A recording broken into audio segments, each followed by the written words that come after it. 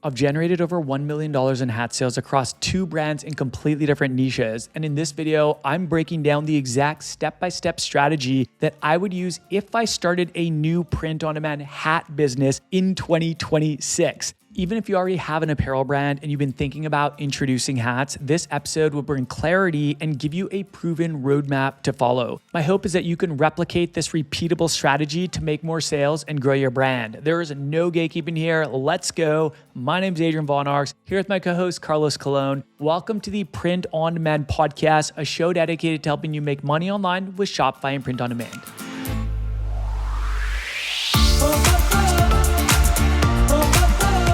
Welcome to the Print On Demand podcast. Thank you for tuning in. In this episode, I'm breaking down step by step how I would create a new print on demand hat business from scratch in 2026. Think of this as your beginner's guide to starting a POD hat business. We're going to go from 0 to 100 real quick. Carlos, are you ready? I'm ready. Let's go. All right. So we're going to break this down into 4 parts. All right. First, brand. Second, designs. Third, website. Fourth, marketing. Let's get into it, starting with brand. So the very first thing that I would do is I would choose a profitable niche, and I would take personally no more than 10 minutes. And maybe it's because I've been in this for a long time, but honestly, we have a 10-minute niche selection challenge that we share in another episode, and I recommend checking it out because I want you guys to keep it very simple, be specific with your niche, and don't overthink it, okay? I would choose a niche that I'm personally passionate about, like funny hats for gym rats. I mean, come on. Does that not have a jingle to it? I personally consider myself a fitness enthusiast. And so if I were creating a hat brand, I think that the fitness niche could be huge. Actually, I know it's huge because I have a friend who built a 7-figure brand in the fitness niche, and their number one best-selling product was embroidered hats. So there you go. To determine your niche very quickly, use this simple framework we call the 3 Ps of niche selection. We've shared it before, but I'm going to share it again because I want this to be a refresher for you too, right? So first, passion. Is this a niche that you and a lot of others are passionate about? 2, proficiency. Is this a niche that you're somewhat proficient in? And 3, is there validation to know that this niche is profitable? Once you've determined your niche, research, write down 10 successful brands in your niche that you can use as inspiration, and keep that list somewhere so that you can refer back to it anytime you're looking for content ideas, product ideas, design ideas, and so on. If you are struggling with niche selection like so many people do, I recommend checking out episode 4 of this podcast, which is all about niche selection and where we share that 10-minute niche selection challenge. Carlos, anything you want to say about niche before we jump into designs? Yeah, so specifically this because people might have this question in the back of their mind. They might be thinking, okay, I'm starting a hat brand. Will I have to change my niche so that somehow it aligns with a hat brand? Short answer, no. No, you don't have to. The hat in itself is a mass appeal product. There's a lot of people that will wear a hat, and that crosses niche boundaries, everything. And so I would not try to limit myself to certain niches that are more aligned with hats. Because like Adrian mentioned, he had a friend in the fitness niche, and top selling product was a hat. And guess what?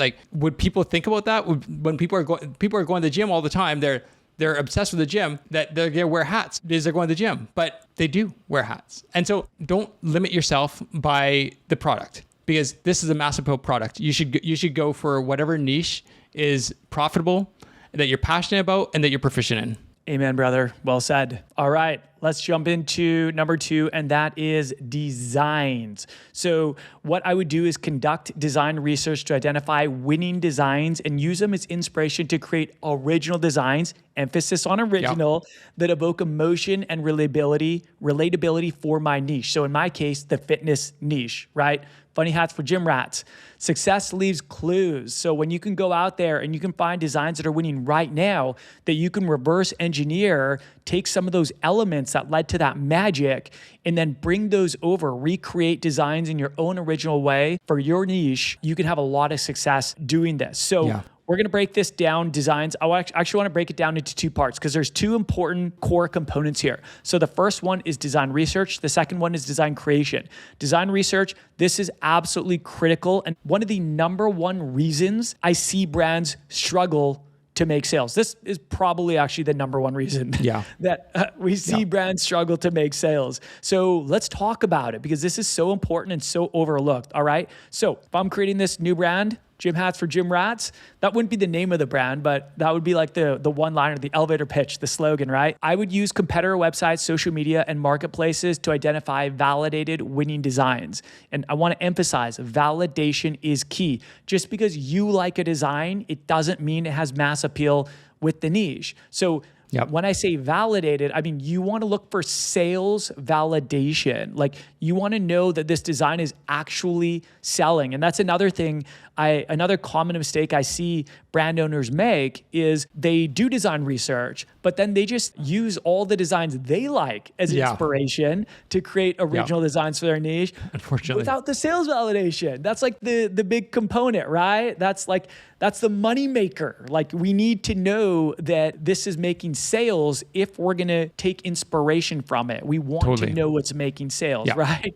So what I would do is I would go out there, I would find winning designs across different niches, my niche, different niches, and then I would apply our 3R system. So I would do the research, I would reverse engineer the virality of those designs, and then I would recreate them in an original way for my niche, and I would put it on a hat. So I would be taking screenshots of these winning designs, and I would be saving them to a folder so that I could batch create a bunch of designs in one sitting. So I'd have this huge folder of winning designs, and then I'd be like, okay, I'm going to time block some time to actually create designs after I've conducted a bunch of research, and then I would get to work. I would start reverse engineering and recreating these in an original way for my niche. Now, Carlos, anything you want to say about design research before we jump into the second part of design, and that's design creation? Yeah. Once again, don't go too thin on this one.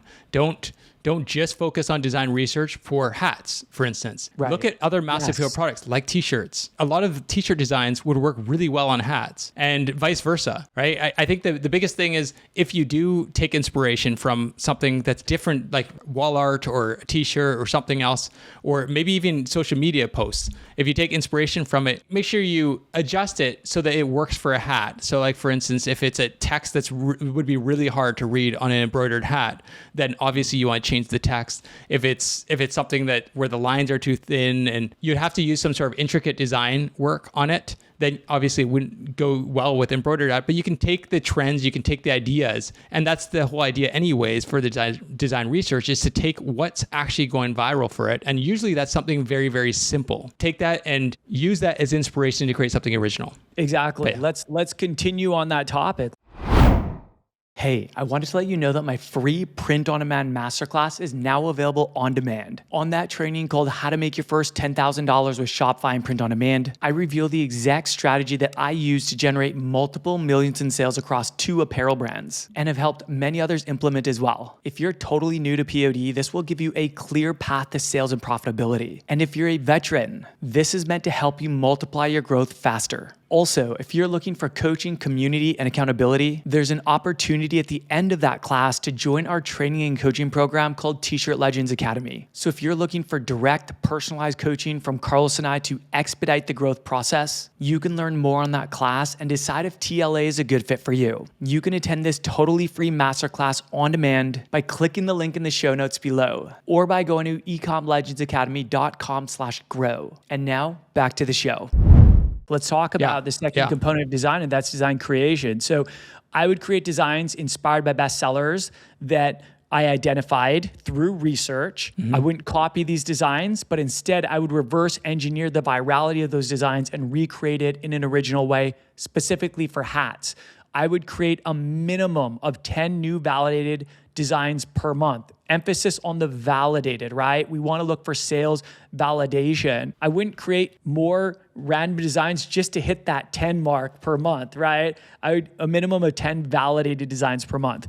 So I would personally focus primarily on evergreen designs. That means designs that are not tied to a holiday or a special occasion. These sell all year round.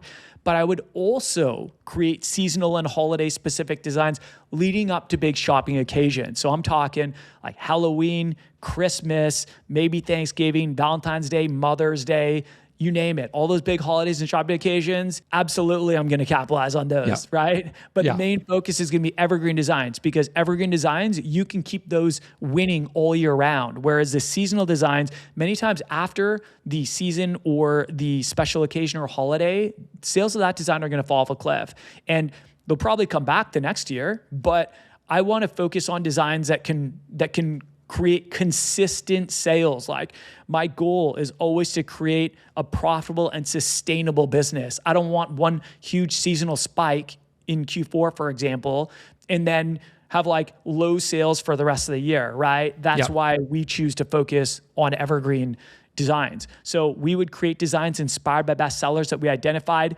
Don't copy these designs. Remember, just reverse engineer them. When it comes to designs, I would specifically focus on simple designs. Why? Because simple sells. We know that, especially on hats. Most winning designs, hats or not, are purely text-based or just have text plus one other element. This has been our experience across 2 brands. Our friends who have very successful print-on-demand businesses, exact same thing.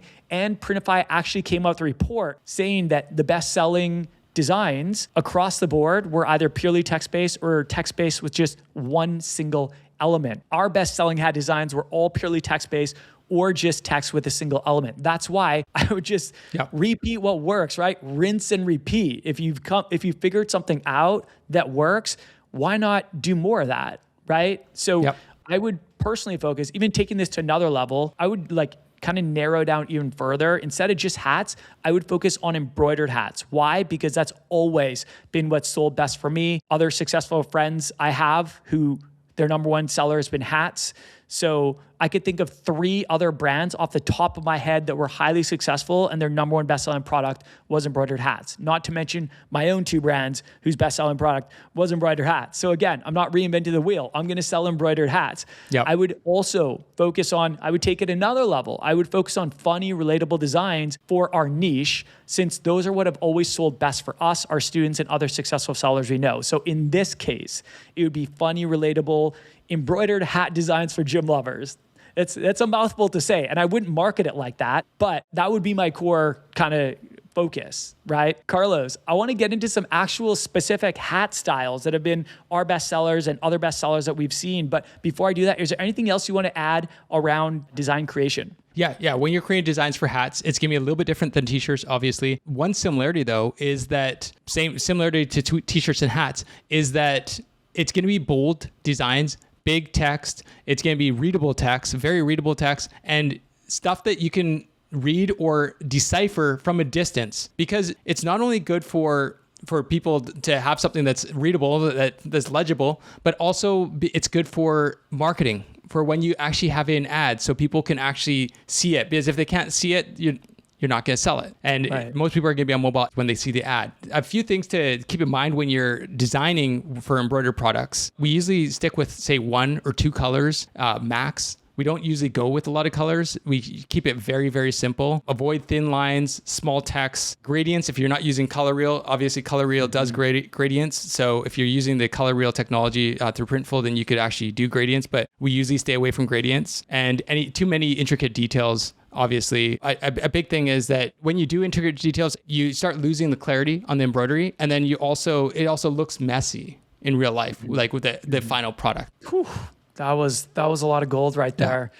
A lot of which I'm going to be bringing up, but you mentioned price. So I just want to touch on that real quick because I wasn't going to bring that up, but why not? We should. A lot of people, they wonder how much should I sell my hats for? Just for reference, we sell our hats between $30 and $35 depending on the style. Yep. So there you go. Some people will price their hats differently based on the production cost or the profit margin. We usually keep it pretty simple. So $30 to $35, that gets us a good profit margin that we're really happy with. All right, let's talk about actual hat styles. So when it comes to the hat style, I would focus on creating new designs on a single mass appeal hat style, and then I would scale it out or branch out to other styles only when I have a winning design. I don't want to put a crappy design on like 10 different hat styles. Why would I do that? That'd be a huge waste of time.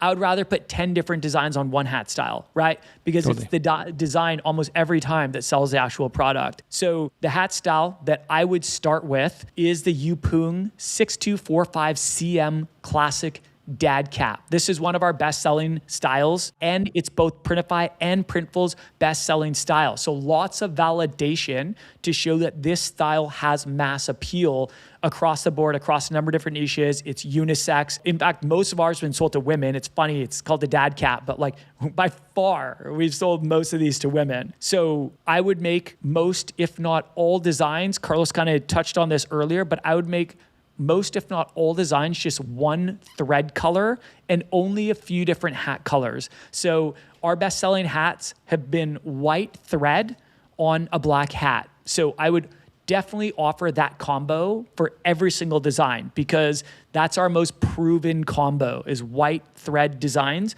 on a black hat. If a hat design sells really well, then we would reward it by offering it on other popular hat styles. So this would be a form of scaling, right? Yeah. We know we have a winning design. We want to put it on other products because we know people like it. And this could give us a good idea of which other hat styles would be popular, right? Let's say you start with the classic Dad Cap and then you put it on another hat and then you notice that that hat is selling even better than the classic Dad Cap. Well, maybe now you should be like thinking about that other style, right? What other good selling designs could you put on that style? And maybe you make that your core style for a while, right? Yep. So some other popular hat styles are these are popular right now, are the AutoCap 18-1248. Why do they have these crazy names?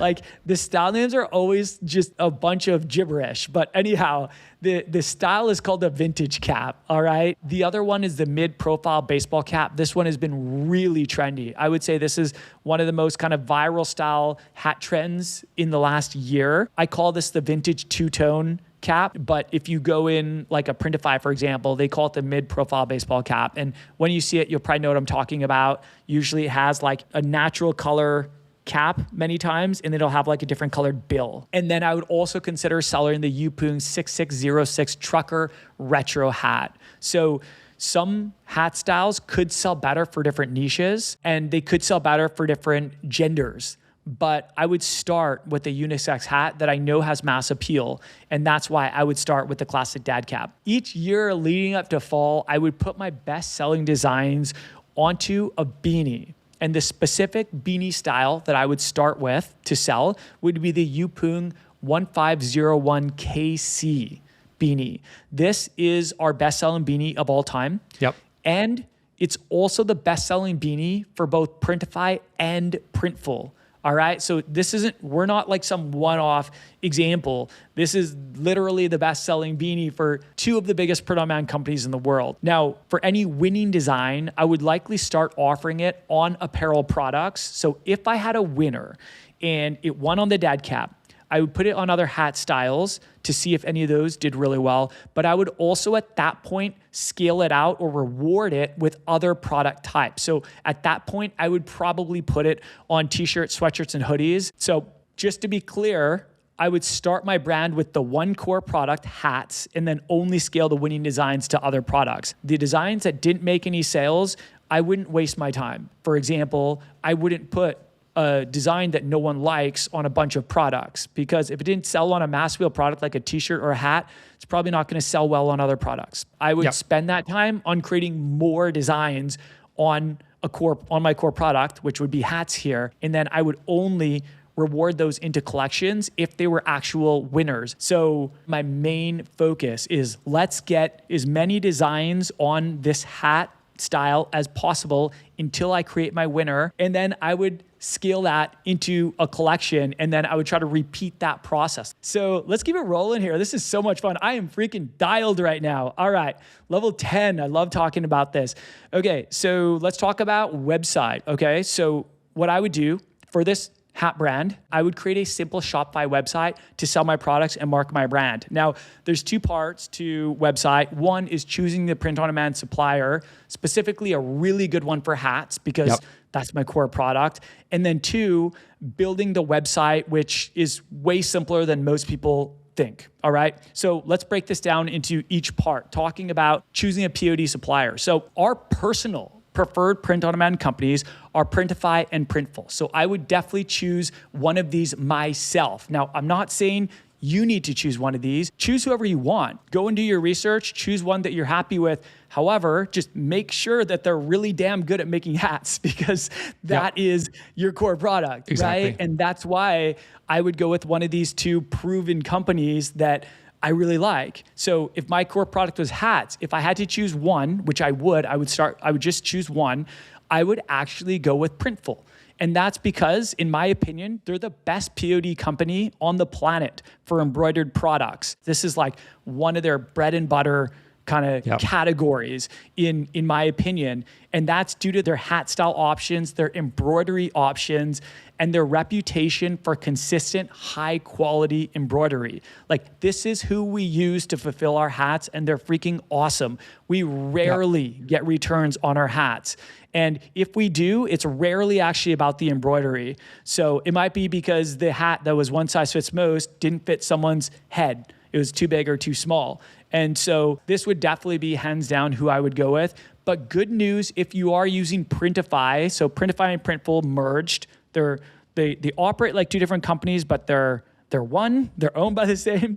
So all the styles that I mentioned previously, those are actually all available in Printify as well. And many of them are actually fulfilled by Printful. That's another reason I love Printify, is that Printful, who is my favorite company for embroidered products, they are a production partner inside of Printify. So you kind of get the best of both worlds there, although not everything that Printful offers is available in Printify. Certain decoration styles and hat styles. I think the color reel, it probably isn't. Color reel is not yet. Yep. It probably will be at some point. It's just not yet. Yeah, I think puff embroidery is not available either. It's available in Printful, but not in Printify. So yeah, that's who we would go with. Now, if you want to do some research, which we encourage, but we don't want you to overthink this, right? So we encourage you to do your own POD company research, but I recommend no more than 1 hour to decide. Like, there's not that many print-on-demand companies that have a good hat selection and are known for doing a good job. So a great place to do research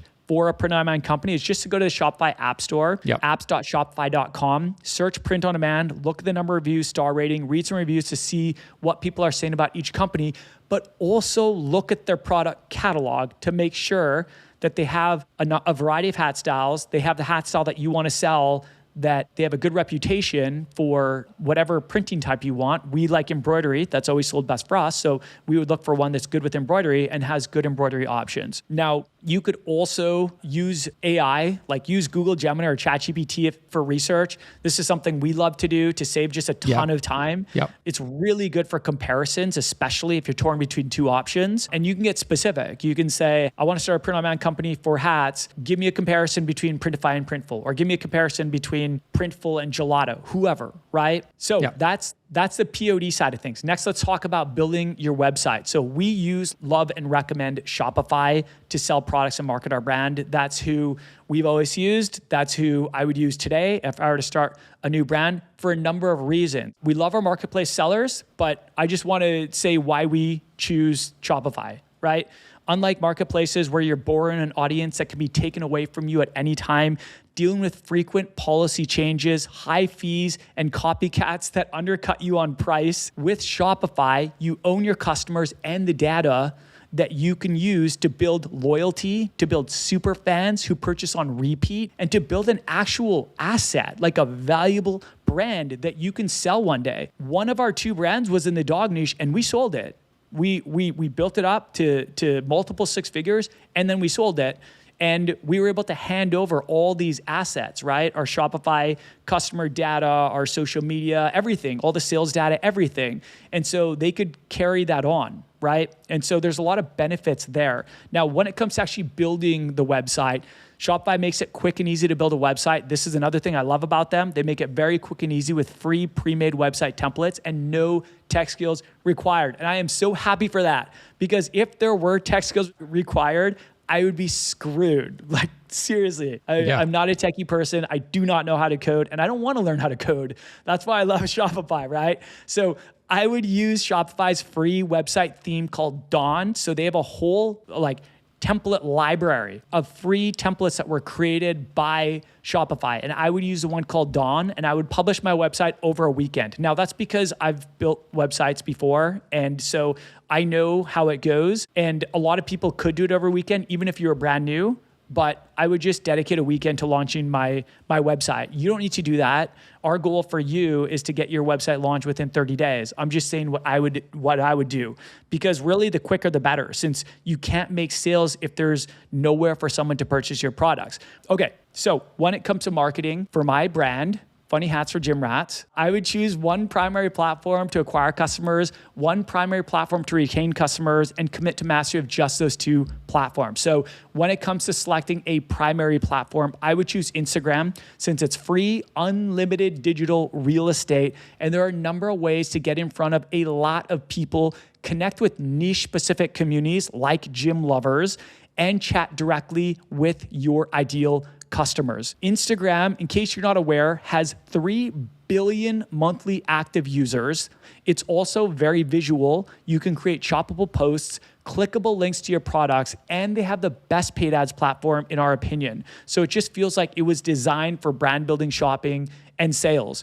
And if you're listening to this in the US, you know, there's a good chance that you've actually bought from an Instagram ad. I know I have. I know my wife has. This is very common. It's a lot of people buy through Instagram these days.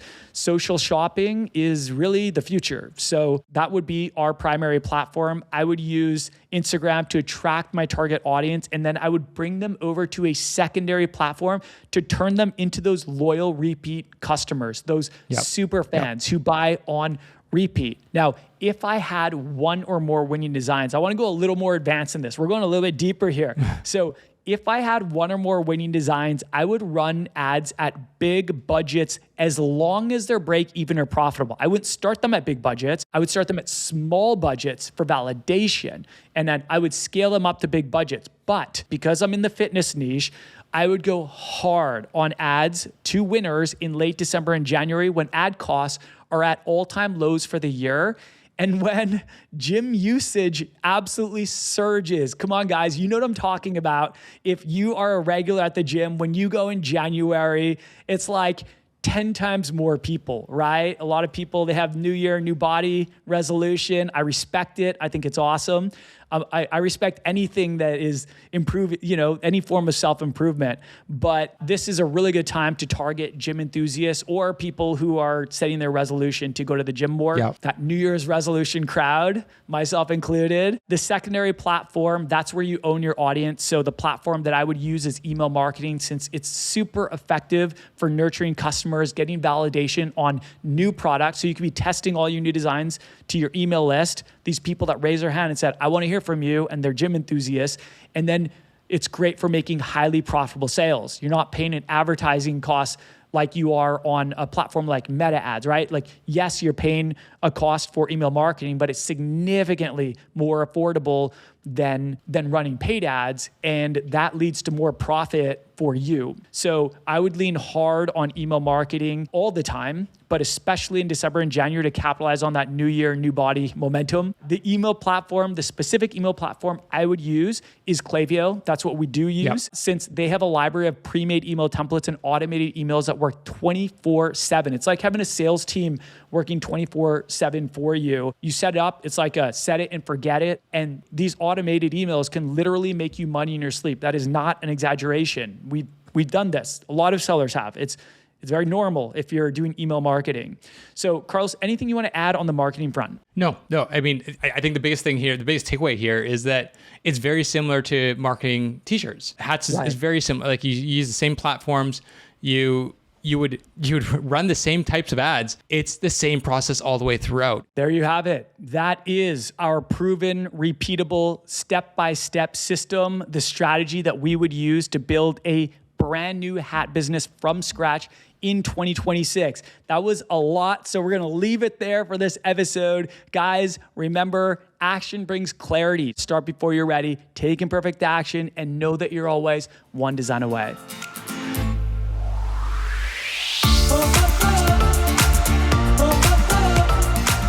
If If you're loving the Print on Demand podcast and want more, please help us out by rating this on Apple, Spotify, YouTube, or wherever you're listening from. It only takes a minute, and this is one of the best ways to support the show and let us know that you're enjoying these weekly episodes. Thank you in advance, and we'll talk soon.